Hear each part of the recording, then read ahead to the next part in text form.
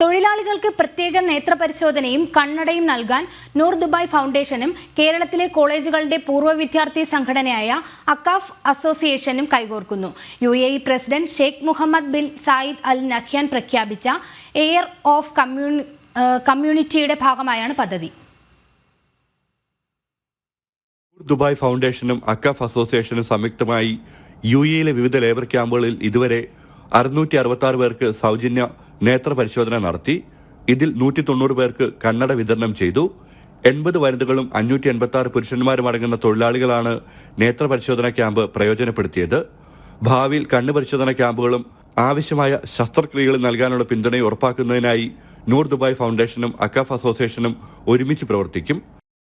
Basically, what Noor Dubai does is, right now in association with Akaf Association, what we're trying to do is we're trying to get Ramadan camps where Akaf distributes iftar meals, and we do the screenings for all the people who try to get the meals.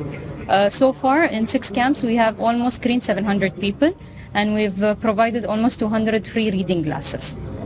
Labour ക്യാമ്പുകളിലെ അക്കാഫിന്റെ iftar kit വിതരണത്തോടനുബന്ധിച്ചാണ് നേത്ര പരിശോധനയും നടത്തുന്നത്. ഇതുവരെയായി 75,000-ഓളം ഇഫ്താർ കിറ്റുകളാണ് ദുബായിലെ വിവിധ labour ക്യാമ്പുകളിൽ വിതരണം ചെയ്തത്.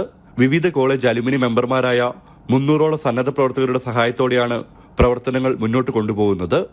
ജനം, Dubai.